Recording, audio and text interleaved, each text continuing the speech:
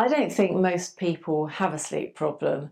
I know how that sounds coming from someone who works with sleep, but just stay with me here.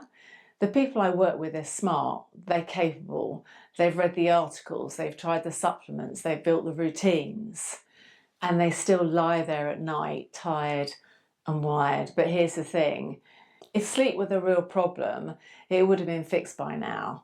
What I see instead is this: sleep isn't failing you, sleep is actually doing the reporting. We've been taught to treat sleep a bit like a behaviour, something to optimise, control, discipline, but sleep isn't a behavioural problem. Sleep is an outcome and it's not a task.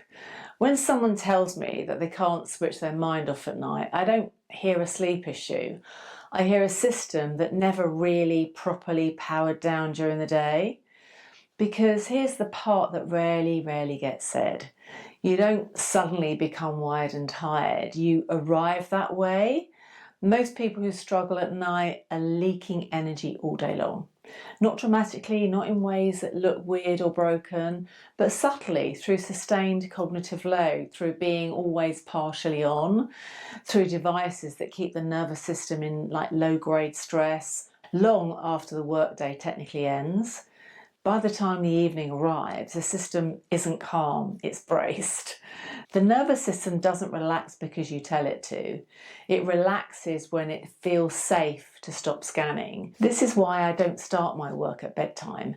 I start with the structure that carries you through the day, because when the system is genuinely regulated, sleep doesn't need instructions. We don't chase sleep, we rebuild the conditions that make it inevitable.